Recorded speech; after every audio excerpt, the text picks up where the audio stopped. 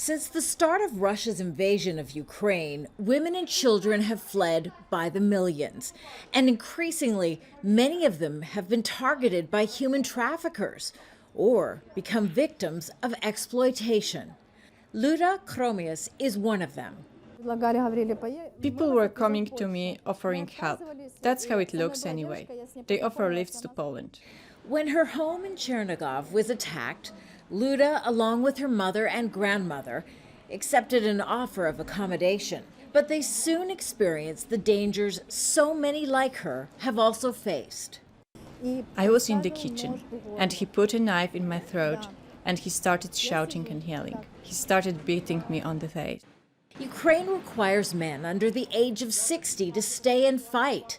That's left their wives and children vulnerable to organized criminal gangs who are seizing the opportunity to hunt for women and girls they can force into slavery and prostitution.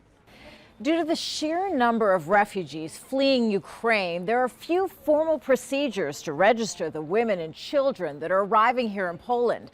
Add to that is the problem of a language barrier. Those that don't know English or Polish are at even greater risk of exploitation.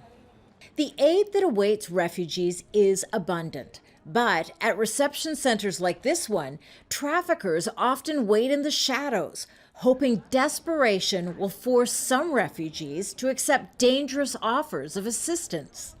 Police have put up posters warning of the risks. Volunteers also try to be on the lookout. We're just really looking out to make sure that there's not a creepy factor to it, right? Because you can see single men walking around hovering that shouldn't be there. We notified the police, the military. There's a lot of enforcement around to make sure that it's being taken care of.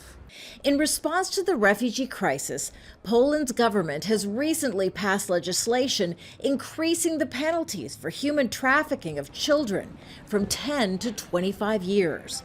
This United Nations migration coordinator says such risks should not deter refugees from escaping danger. Well, definitely refugees arriving need to be more aware about the risk without scaring them from coming here, because also we don't really need to create this kind of panic that this is dangerous, this is more dangerous than whatever you're fleeing on the other side.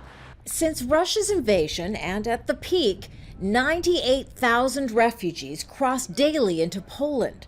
Currently, only about 19,000 cross each day. But another influx is expected, and authorities are already preparing. Kimberly, Halkett, Al Jazeera, Przemysl, Poland.